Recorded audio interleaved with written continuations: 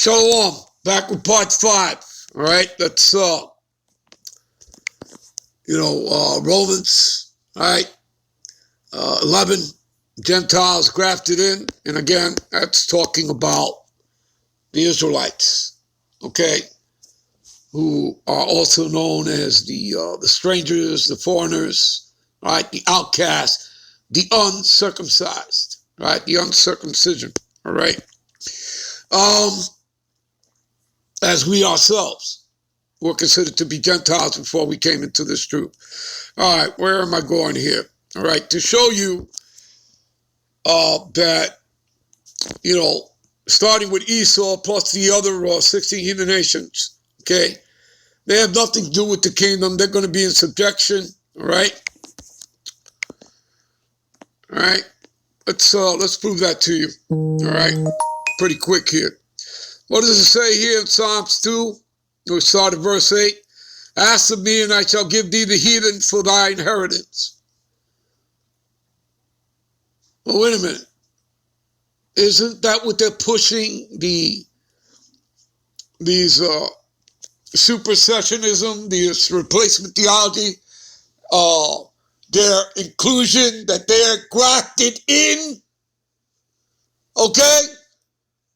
Is not what they have been doing for centuries, telling you that the scriptures are universal, that everybody's going to be saved, that God loves everybody? All lies, nothing scriptural, all lies. That stuff is not in the scriptures. All right? So what are we reading here? Ask of me, this is Yahushua. Ask of me, and I, all right, Yahushua Yahushua shall give thee the heathen for thy inheritance. What does that mean? Slavery. Okay? They're going into captivity. All right? Esau, Edom, plus the other 16 heathen nations. So ask of me for thy, Ask me, and I shall give thee the heathen for thy inheritance, and the uttermost parts of the earth for thy possession. You see? We're going to get everything back, everything that they've taken. All right? Our wealth, gold, silver, our resources. We're going to get everything. We're going to own all the land. Everything that they've stolen will come back onto the Israelites. Now, why is that? All right? Let me finish reading this, and I'll show you something. Thou shalt break them with a rod of iron, and thou shalt dash them to pieces as a potter's vessel. All right? All right? All right. That's how I want to take you. And let me take you to something, and then we'll take you to a precept for that. Let's go to 2nd Esdras here.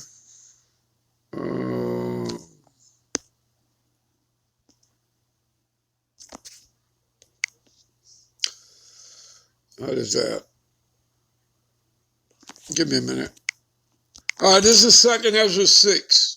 All right, 54 to 56. What does it say here? And after these, Adam also, whom thou madest, Lord, of all thy creatures, of him come we all, right? And you have to understand, people, there were many Adams, Adamites, okay, and Eves. Basically, you had 18 nations. And those nations were broken down into 3 parts. The sons of God, who would later, after, Jacob would be born, would be known as the Israelites. Okay? So you had the sons of God, and then you had the sons of the wicked, and that's who was in the garden that deceived Eve, one of the sons of the wicked. That was man. Right? Not a talking snake. That's just symbolism. That's an allegory. And you had the sons of men, the other 16 heathen nations. You understand? So you had many Adamites and Eves. You understand that, people? Right? And that stuff is all in the scriptures, people. All right? It's just not taught to you. All right. As for, so after these, Adam also, whom thou madest, Lord, of all thy creatures, Of him come we all, yes. And the people also of whom thou hast chosen. Who is the Lord's chosen people? The Israelites, you Negro, Latinos, Native Americans. All this I have spoken before thee, O Lord, because thou madest the world for our sakes. For whose sakes? The Israelites' sakes. Okay, you got that? What does it say here? The world was made for the Israelites. So why did the Lord create the other nations? To serve us. And that's getting ready to happen, people. We're getting ready to live that life forever and ever and ever in the everlasting kingdom, which is here on the earth. All right? And remember, we're going to be the mortal God, kings and priests. As for the other people which also come from Adam, thou hast said that they are nothing. You see? The other nations. But be like unto spittle, that has likened the abundance of them unto a drop that falleth from a vessel. See that? Got that, people? There you go. All right, let me give you another precept here. Give me a minute. This is Revelations 2, 26 to 28. And he that overcometh and keepeth my works until the end, right? So you have to endure. To him will I give power over the nations. Didn't we read that in Psalms 2, 8 to 10? Yes, we did. All right? So power over the nations. That's rulership, right? Didn't over there he say, ask of me, and I shall give thee the heathen for thy inheritance? There you go. And ye shall rule them with a rod of iron. We read this over there as well. As vessels of a potter shall they be broken to shivers, even if I have received of my Father. So how in the hell are Edomites, Esau, the white man, and the other 16 heathen, how are they grafted in? They're not grafted in for salvation. They're not grafted in to rule in the kingdom. They're not grafted in to be the immortal God, kings, and priests of the earth. Okay? How the hell are they going to be that when they're going to be in captivity serving us? You see, people?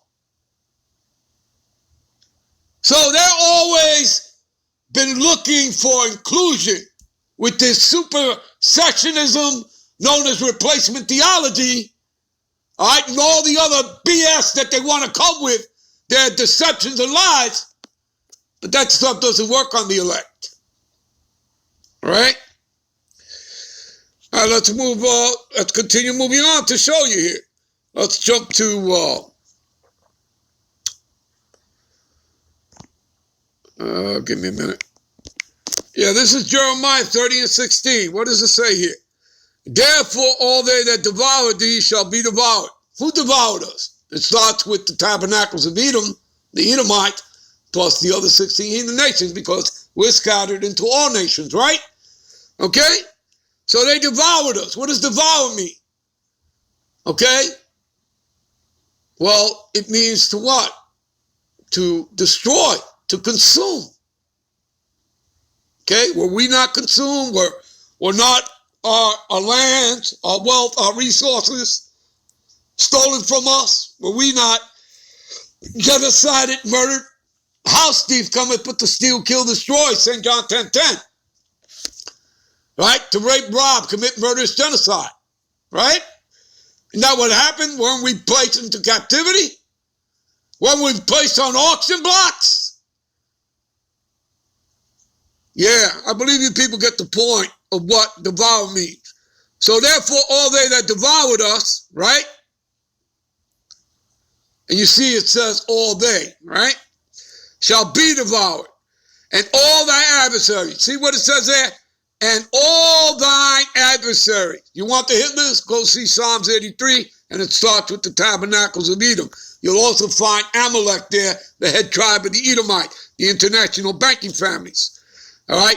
Every one of them. You see what it says here? And all thy adversaries, right?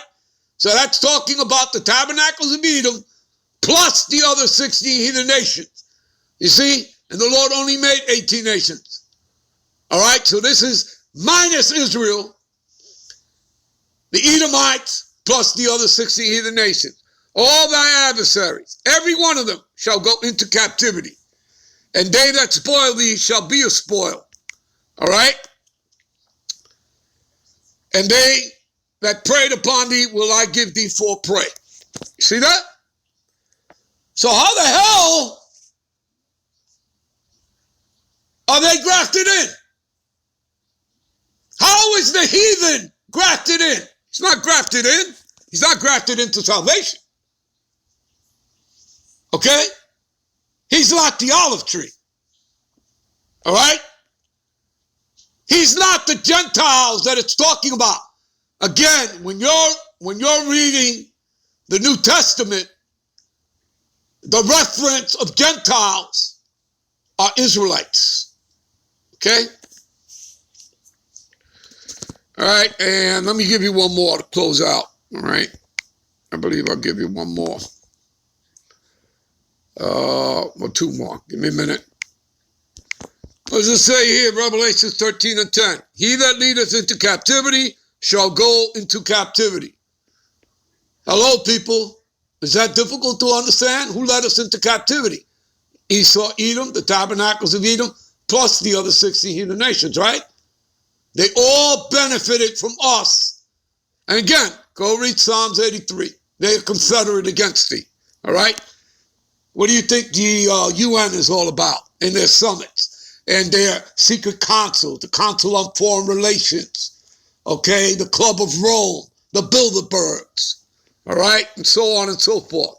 All right, and he that killeth with the sword must be killed with the sword. He is the patience and the faith of the saints. All right, and when you read patience, that means suffering, okay? And the saints are the Israelites. Psalms 148 and 14 will tell you that. That's the Israelite. Give me a minute. All right, this is Psalms 149 to close out, 5 through 9. All right, let the saints, who are the Israelites, again, you read that, Psalms 148 and 14. Let the saints be joyful in glory. Let them sing aloud upon their beds. This is after the Lord has taken these Edomites down, all right?